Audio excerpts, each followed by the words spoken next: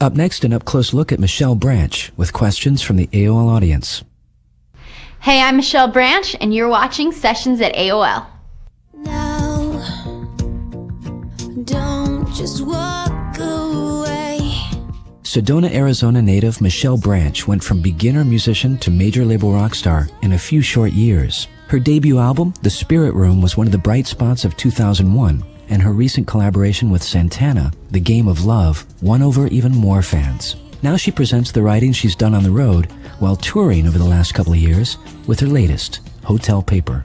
AOL member TJocko325 wanted to know how the new album title came about. The last couple of years I've spent mostly on the road, living in hotels, living out of my suitcase, and almost every song on this record I wrote on the hotel stationery that you get, that has a little matching pen. It just seemed very appropriate because it's, what I've been doing for the past couple of years, writing on hotel paper.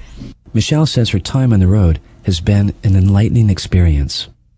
I guess one of the themes of my record is independence in a way, because this was my first time really in my life where I'd been out on my own without anyone around, traveling the world, meeting people for the first time, experiencing things for the first time, all while writing about it. And so a lot of the songs are not only about different relationships with people, but also some of the songs are, you listen to them and you think they're about someone else, but they're really kind of geared towards myself, asking myself a lot of questions. But independence could definitely be a theme of this record. On the first Maverick release, The Spirit Room, Michelle was still in her teens when the songs were coming together. The new album reflects a major turning point in her life. I was 14 and 15 when I wrote the songs for the first record. By the time I recorded it, I had just turned 17, and I've lived with that record for the past couple of years, and gonna be 20 now. The songs have changed so much because I've grown up so much. This record is going to be different for me because a lot of the songs are so personal, and I can tell you who it's about and where I was when I wrote it. And the first record was not personal. It was all very fictional. 'Cause you're everywhere to me. We asked if having a successful debut allowed her to take more chances on the follow-up release. I have so much more creative freedom than I ever thought imaginable. If for example, there's a song called Empty-Handed on the record, and we started and I was like, I really want a string arrangement on this record, and I don't want, somebody playing it on, some pads or some samples on a keyboard. By far, my favorite moment in making this record was watching an orchestra play music that I wrote. It was insane. The new album features some key collaborations that she says came about completely organically. I was playing a song and working in the studio, and I'd just gotten off the road with Sheryl Crow, and I called her up and I was like, hey, this song just seems like you need to be part of it. I don't know if you want to come down and write on it, if you want to come down and produce it, or just come down here, you have to hear this. And she's like, I'll be right down. And she came down, she's like, I want to sing on it. Sheryl was on a song called Love Me Like That, but Are You Happy Now?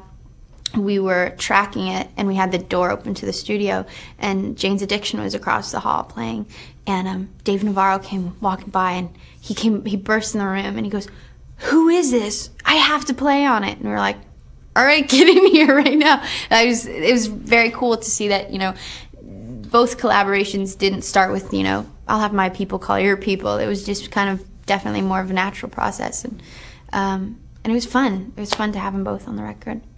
In closing, Michelle says that while things are going really well, she would prefer the press refrain from comparing her to other young, successful female singer-songwriters. There are two artists who came out after me this last year, or year and a half, or whatever, who I get compared to most often, Avril Lavigne and Vanessa Carlton. Because everyone is coming up to me every 5 seconds going, hey Vanessa, I love a video where you're playing the piano. And I was like, oh man. And I know Vanessa gets it all the time too, so I'm sure she hates it just as much as I do.